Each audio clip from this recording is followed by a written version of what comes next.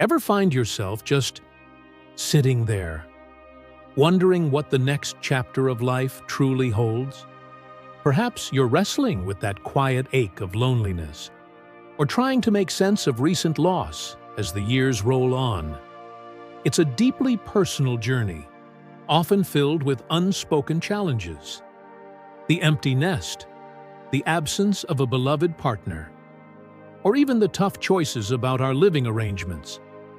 Many seniors I've had the privilege to care for share these very struggles. What if that familiar silence in your home feels less like peace and more like a heavy burden? And what if those big life decisions, like moving, feel too overwhelming to even consider? Today, I want to share Robert Bob Miller's powerful story with you, a man who navigated all these very real struggles head-on. Stick with me until the very end.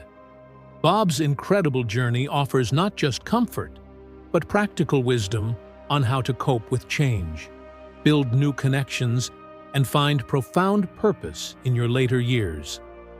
You won't want to miss the insights that could truly transform your perspective on aging, helping you live your golden years with confidence and joy. Chapter 1.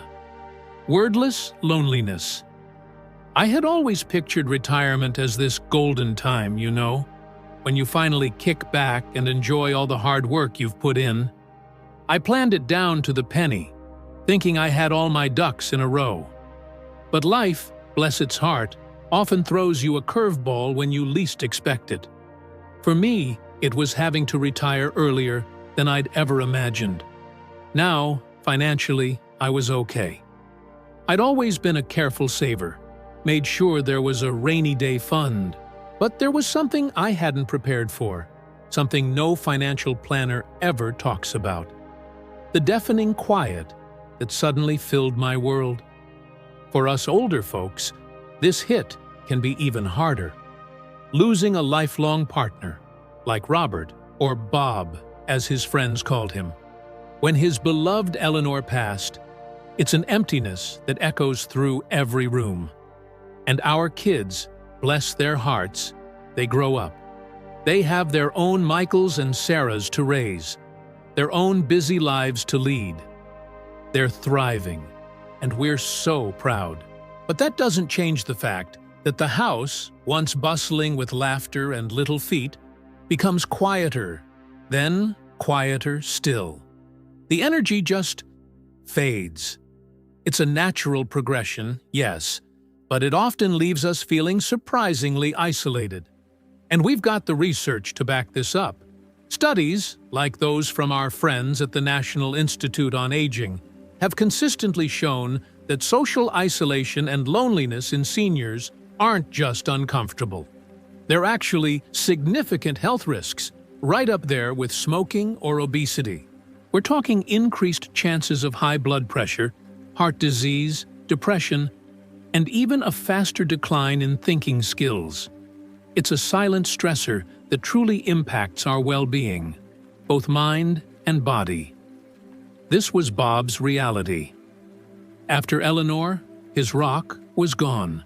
That once lively home became a monument to what was missing.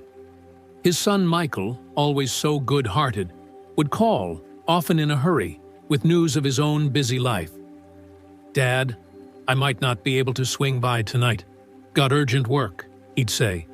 And Bob would feel that little flicker of disappointment, but he'd quickly squash it down. Michael had his own family, his own responsibilities. Bob would just say, "It's fine, son. Don't you worry about me. I'm doing just fine here." He didn't want to be a burden. He couldn't bring himself to say, "I'm lonely." It's a common refrain I hear in my practice. We don't want to bother our kids, so we carry that weight ourselves. That first step, for many, is simply recognizing that deep-seated loneliness, that internal conflict between wanting connection and not wanting to be a bother. It's identifying the problem, even if the solution isn't clear yet. This is where we often find ourselves. We see the challenge, but the path forward, that's still hazy. Chapter 2. A warning from a friend. Then, just a day later, his neighbor, Frank, stopped by. Frank, a man of Bob's own age, sat down and sighed. "So it's just you here now, huh?" Bob nodded, not really needing to say much. Frank went on, his voice tinged with a familiar sadness. "Same for me. My wife's busy. Kids are doing their own thing." It was a cold, hard truth, hitting Bob right in the gut. Frank then looked at him, his eyes serious. "You really gotta think about it, Bob. What if one day you're all alone? Completely alone?" That question went through the quiet like a knife. It plunged straight into Bob's stomach, twisting. The idea of being utterly by himself in that big, quiet house, with no one to talk to, no one to check in on him, filled him with a real dread. What if I'm left alone? What will I do? It just echoed in his mind, over and over. But in that raw moment, a flicker of something new appeared. Frank's honesty actually sparked a realization. "We need to prepare for this ahead of time, Bob," Frank insisted, his voice steady. "We can't just wait until the last minute and then panic." He talked about making sure you're financially stable, having enough for food and the essentials, so you're not left scrambling. Bob agrees wholeheartedly. He'd always been careful with his money, but now he saw it differently. It wasn't just about having a cushion.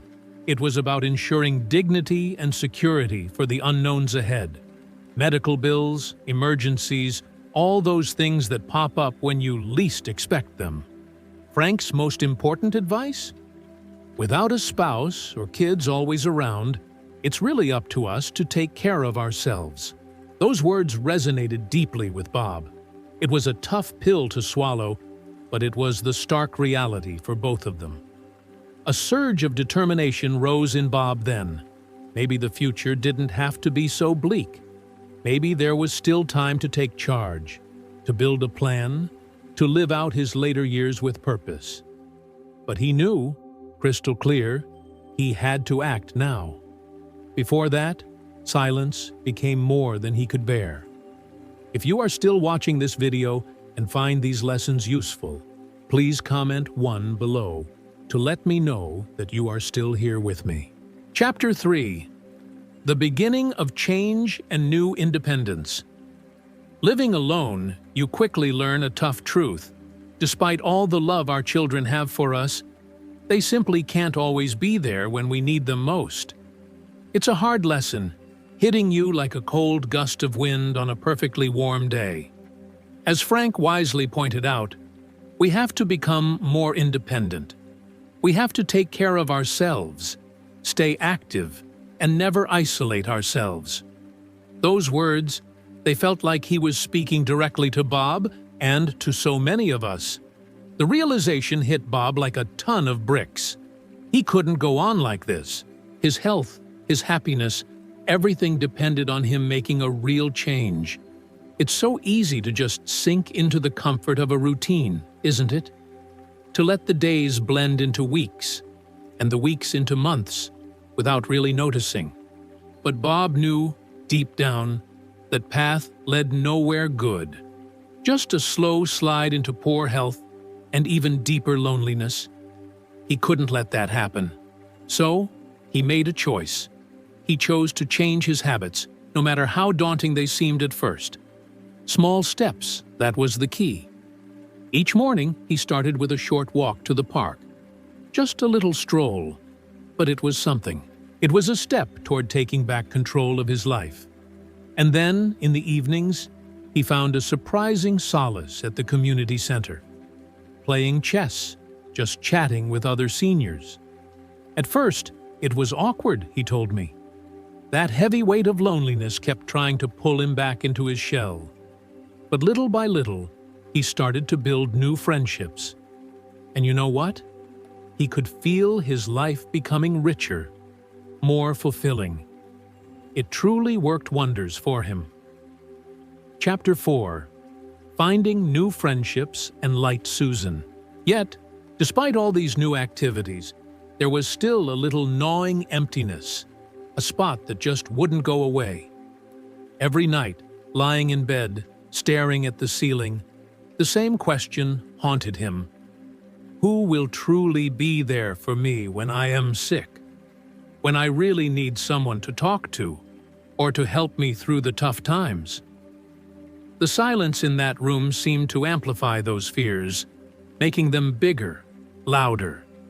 And the more he thought about it, the more unsettled he became. He had always been content living alone, but now he couldn't shake the thought that maybe he needed someone by his side, not to take care of him, no, but simply to be there, to share the quiet moments and the burdens that come with getting older. One afternoon, after much hesitation, he found the courage to talk to his old friend, Frank. Frank listened with that knowing look in his eyes, his silence speaking volumes. "I get it, Bob," he said softly, his voice full of compassion. "After my wife passed, I felt the same way.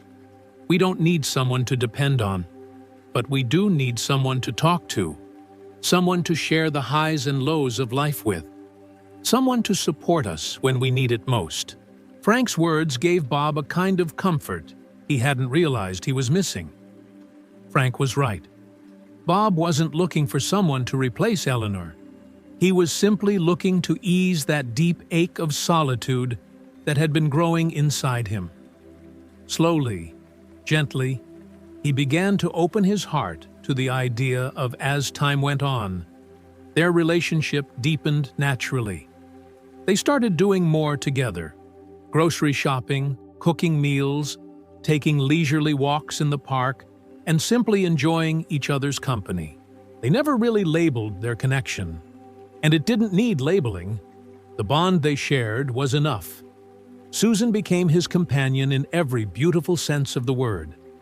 Their home, which had once felt so empty, was now filled with warmth, lively conversation, and the gentle, comforting rhythm of two lives intertwined. One night, when Bob fell ill with a fever, he was reminded just how much having someone by your side can truly mean. Susan was there, instantly. Her concern for him, it just shone through in every gesture. She rushed to get him medicine, gently cooled him down with a damp cloth, her hands so gentle, yet firm in their care. She even called Michael, urging him to take Bob to the hospital. When Michael arrived and saw Susan so diligently caring for his dad, he was clearly surprised. His worry for Bob was evident, but Bob reassured him, smiling faintly. "I didn't want to worry you, son. You've got your own life, and Susan here takes excellent care of me." Michael seemed a bit torn, but his gratitude was clear. He insisted on taking Bob to the doctor, and though it was just a fever, that simple act of being cared for made all the difference. That night, as Bob lay in bed, he watched Susan take care of everything. The house was no longer just a place where he existed. It had become a true home, filled with love, tenderness, and companionship. The emptiness that had once defined his life had been replaced by something far more meaningful. He realized that the companionship they shared wasn't about replacing what he had lost with Eleanor. No, it was about finding a new kind of love, one that was quiet, steady, and wonderfully comforting. It wasn't the passionate love of youth, but it was a love that brought immense peace, security, and warmth in the twilight of life. Susan is no longer just a companion. She was the light that had pierced through his darkness, reminding him that even in old age, we don't have to be alone. If you are still watching this video and find these lessons useful, please comment 2 below to let me know that you are still here with me. Chapter 5. Another loss and a difficult decision. Nursing home. As time gently passed, life, as it always does, began to unfold in some unexpected ways. One quiet afternoon, while Bob was just going about his usual routine, Susan received a phone call. It was news that would change everything. Her son, her beloved child, was getting married, and he wanted her to come back and live with him and his new family. Taking a deep breath, Bob tried to steady his thoughts. He knew he had to be the one to make this easier for her. You need to be with your son, Susan. As a mother, that's where you belong. I'll be fine here on my own. Truly, don't you worry about me, he said, though his voice trembled just a little as he spoke. Inside, though, the weight of those words felt like a heavy stone lodged in his chest. He desperately wanted her to stay. He wanted to hold on to the warmth, the comfort of their shared time.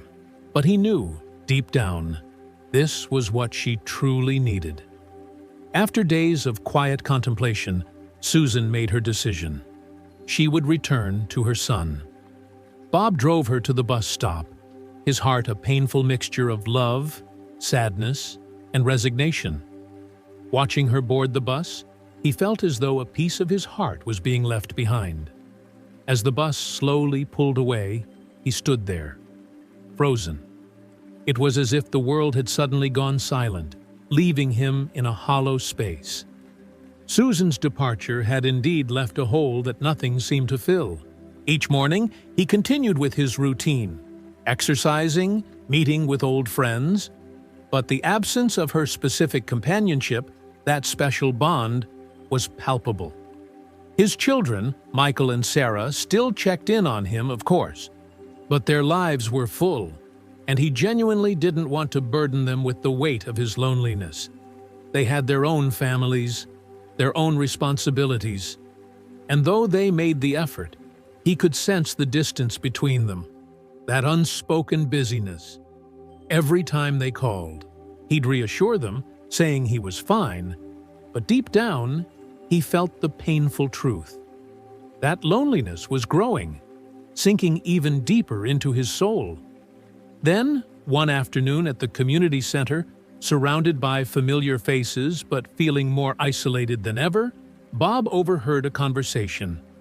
It was about the possibility of moving into a nursing home, and it struck him like a bolt of lightning.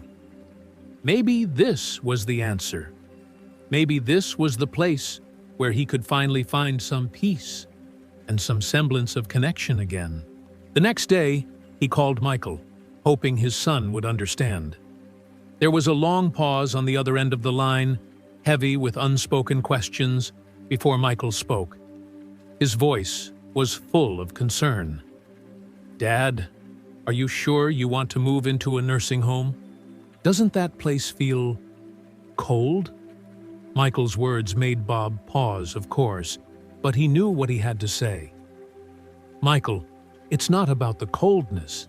It's about finding a place where I can truly be at peace for the long term. You and Sarah both have your own busy lives. I don't want to be a burden to you. At least in a nursing home, there are people around. I won't be so alone."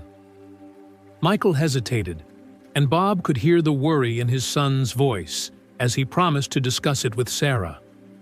A few days later, they came over. Sitting on the couch, their faces were drawn with concern. Sarah spoke first, her voice thick with emotion. "Dad, we understand that it's hard for you to be on your own, but are you sure a nursing home is the right place? What if you feel even more isolated there?" Their concern warmed Bob's heart, but he knew he had to stand firm. "You don't need to worry about me, kids. I've thought this through. I need a place where I can enjoy my later years in peace. A nursing home isn't the worst option. It's not perfect, no, but it's certainly better than being alone here. You both have your own lives to live, and I don't want to impose on that." Their silence spoke volumes, but after a long, thoughtful pause, they agreed. "Dad, if this is what you want, we'll respect your choice. But we'll visit you often," Michael promised. And a wave of relief washed over Bob then. He wasn't completely alone in this big decision after all. Chapter 6: New Life and Deep Loss with Mrs. Davis. A few months later, Bob moved into a nursing home in the suburbs. It was a beautiful place, really. Flower gardens, activity rooms, and plenty of other seniors around his age. On his very first day, he took a walk around the yard and met Mrs. Davis, a long-term resident. She welcomed him with such a warm smile and even offered to show him around. She introduced him to a few new faces, making the transition a little easier than he'd expected. That evening, as he lay in his new bed, gazing out the window at the night sky, he felt a strange sense of calm. It wasn't home, not in the way he'd known, and it wasn't the life he had envisioned, but it was a new beginning. He had made a few new friends, and the prospect of companionship, however small, eased the familiar weight of his loneliness. 6 months passed, and Bob found his rhythm. He ate regularly, exercised, and spent time socializing with his new friends. He no longer faced that crushing solitude he had once feared. He had found a new rhythm, a new sense of purpose. Though it was not the life he had imagined, it was one he could live with. Peaceful, connected, and for the first time in a long while, filled with hope. Life had become a peaceful rhythm, filled with the simplicity of small pleasures. Playing chess, enjoying the quiet moments, and chatting with friends. Those small daily routines had become his sanctuary. For the first time in a long while, he felt a sense of comfort and security that had been absent for years. Michael and Sarah, his children, still called frequently, their voices filled with concern about his adjustment to living in the nursing home. They seemed to worry endlessly, even though Bob assured them every time, "I'm doing well, kids. Nothing's missing. You don't need to worry about me." He tried his best to ease their minds, but deep down, he knew they couldn't fully understand the peace he had found. Even in this new form of solitude, he had learned to embrace it, to appreciate it, to feel truly grounded in it. But then, one afternoon, the world as he knew it shifted again. After a quiet lunch, Bob sat in the sun, feeling the warmth on his face, letting the simplicity of the moment wash over him. The phone rang, and as he answered, he heard Michael's voice crackling through, filled with urgency. There was a tremor in his son's tone that made Bob's chest tighten. "Dad, I've got some bad news," Michael said, his voice barely controlled. "Mrs. Davis was in a car accident, and she's in the hospital. If you are still watching this video and find these lessons useful, please comment 2 below to let me know that you are still here with me." The words hit Bob like a physical blow. His heart skipped a beat, and for a moment, he couldn't breathe. The phone nearly slipped from his hand as shock paralyzed him. He had to steady himself, sitting hard on the edge of the chair, struggling to process the gravity of what Michael was saying.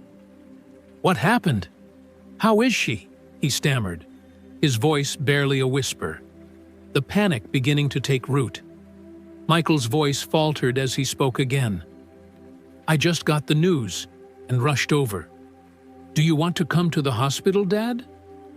Bob felt as though the ground beneath him had disappeared.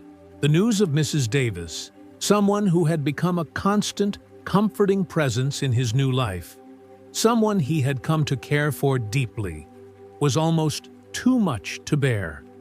In that moment, he couldn't think, couldn't reason.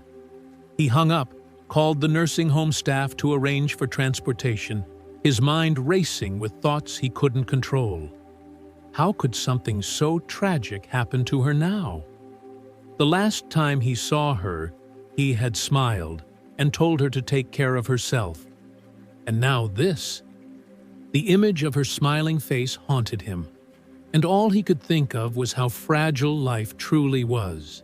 When he arrived at the hospital, he saw Michael and Sarah standing outside the emergency room.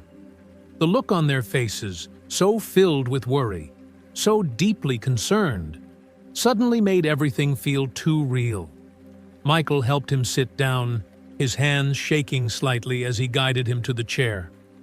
"Dad," he said, his voice heavy with dread, The doctors are doing everything they can, but the situation isn't looking good." The weight of his words crushed Bob.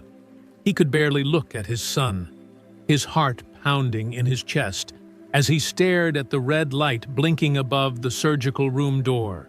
All he could do was pray, hope against hope, that Mrs. Davis, the strong, resilient woman who had touched so many lives, would find a way to survive.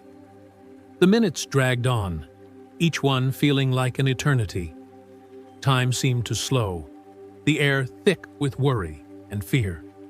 Then the door opened and the doctor emerged. Bob almost lunged toward him, desperate for news, for some glimmer of hope. "How is she?" he asked, his voice a mere breath, his heart in his throat. The doctor's face was grim, his eyes exhausted. He shook his head, and Bob felt a cold seep into his bones. "The injuries are severe," he said softly. "Prepare for the worst." That night, the doctor confirmed the worst. Mrs. Davis's condition had worsened. She was now critical. Bob couldn't leave her side, not for a second. He stayed there, hoping, praying silently, willing her to find the strength to hold on. At one point, her eyes flickered open again, and her hand, so cold, reached for his. He held it tightly, not wanting to let go. It was all he could do, all he had left to give her. Her grip on his hand tightened just a little more than before, and she struggled, her breath shallow and labored. He could see the fight in her face, the last ounce of strength trying to reach out. "Mr. Miller, live well," she whispered, her voice barely a breath, so fragile, so quiet. And then, with one final soft exhale, her hand relaxed and her tired eyes fluttered closed for the last time. A part of him wanted to scream, to beg her to wake up, to stay with him just a moment longer. But she was gone. In that painful, inevitable silence, he was frozen, utterly paralyzed by the crushing weight of the moment. His heart felt as though it had shattered into 1,000 jagged pieces, and he couldn't breathe. "Mrs. Davis, don't go," he whispered, his voice thick with sorrow, full of desperation. "Please, don't leave me." But there was no answer. The absence of her presence filled the room, colder than any winter's night. He couldn't find the words to describe the emptiness that overwhelmed him then. It was as though his soul had been ripped from his body, leaving behind nothing but a hollow shell. Mrs. Davis was more than just a friend. She was the last person who truly cared about him, who saw him for all that he was, and who loved him regardless. And now she was gone. The world seemed crueler, colder somehow, and he was left to stumble through the days that followed in a haze, a darkness that clung to him, smothering any chance of joy or peace. The grief was suffocating, and no matter how many people tried to comfort him, it only seemed to make the loneliness worse. Chapter 7. Lessons from Loss and Inner Strength. In the nursing home, the days blurred together. Everything seemed so empty without her, like there was no purpose to the hours that stretched endlessly before him. His friends and his fellow residents noticed the change in him. He didn't need them to say anything. He could see it in their eyes, the pity, the sadness they didn't know how to express. They sat with him, but no words of comfort could truly heal the wound that had been carved deep into his heart. At our age, losses are more than just memories. They are parts of ourselves, pieces of our soul that are irreplaceable. Once something is gone, no matter how hard we try to fill that gap, it remains forever empty. Michael and Sarah came by often, bringing their young children in the hopes that their laughter, their innocence, might lighten his spirit. But no matter how hard he tried, no matter how much he wanted to find solace in their joy, it all felt so far away. His heart was a fortress, locked away behind walls of sorrow, and no matter how much love they offered, it couldn't break through. He would smile, but it was nothing more than a hollow gesture to reassure them that he was okay, when deep down, he was anything but. The silence between them grew louder with each passing day, a constant reminder of the space Mrs. Davis had left behind. One afternoon, Michael sat beside him, his face etched with concern. He couldn't understand why his dad was still grieving so deeply, why he hadn't been able to move on. And in his gentle way, he tried to console him. "Dad, please don't be sad anymore. Mrs. Davis wouldn't want you to feel like this." His words, though filled with love, stung. How could Michael understand? He hadn't experienced the depth of loss that Bob had. "Michael, there are things you just can't put into words," Bob said, his voice trembling. "Letting go isn't something you can do easily. You and Sarah are still young. You're still finding your way. But when someone you love with all your heart is suddenly gone, it feels like the sky itself has fallen. Like everything you've ever known is slipping through your fingers." Michael went quiet, sensing the weight of Bob's words. Then, with great care, he reached for his father's hand, squeezing it gently. "Dad, you still have us, your children and your grandchildren. We'll always be here for you." His words, as warm and comforting as they were, could not fill the void Bob felt. They couldn't chase away the deep, suffocating loneliness that had taken root inside him. "I know you care, Michael," Bob said softly, his voice barely above a whisper. "But sometimes, the emptiness in your heart is something only you can truly understand." Chapter 8. Life Philosophy and Self-Power. Old age has been a relentless teacher, reshaping my spirit, deepening my understanding of life, and most profoundly, transforming my view of love. I once thought love was simple and pure, something that could be captured in the image of two people holding hands, never letting go, and growing old together, side by side, forever. I believed that love was the anchor that would keep us grounded, and that nothing could shake it, no matter how time passed. But as the years have unfolded, I've come to see the truth, a bittersweet truth. Many relationships are fleeting, like the petals of a flower that bloom brightly but fade all too quickly. They are temporary, often more about the moments we share than the eternity we once imagined. Life moves so swiftly that the past, present, and future begin to blur together. We realize with a quiet ache that the people who once felt so irreplaceable, those who seemed like the pillars of our lives, have either changed or drifted away. Even the most cherished memories, once vibrant and full of life, begin to lose their color with time. As time marches on, you begin to see that disappointment isn't just a fleeting feeling. It's a constant companion in the journey of life. The more you pour your heart into something, the more vulnerable you become to being let down. And yet, there's a strange beauty in that vulnerability, because it reminds you that you're still alive, still hoping, reaching for something better. With time, I've come to realize that it's foolish to place all your hopes in one place. Hope, though powerful, can also be a source of deep disappointment. It's in this realization that you begin to learn the delicate dance of hope and acceptance.